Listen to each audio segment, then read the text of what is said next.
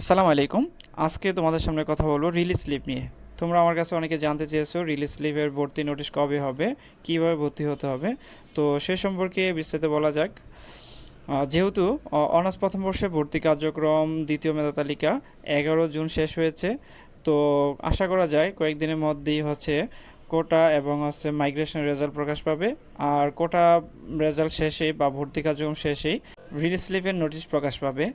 তো রিলিজ স্লিপের ভর্তি হতে কি কি লাগবে, কত টাকা লাগবে বা কিভাবে আবেদন করতে হবে, এছাড়াও গুরুত্বপূর্ণ বিষয় কোন কলেজগুলোতে আবেদন করতে হবে, সরকারি না বেসরকারি, সরকারি আগে থাকবে না বেসরকারি আগে থাকবে, তাছাড়া সাবজেক্টগুলোকে কিভাবে সাজালে সহসায় চান্স পাওয়া যাবে। এছাড়াও অন্য একটা বিষয় তোমাদের জিপিএ এবং ভর্তি পরীক্ষার মার্কস।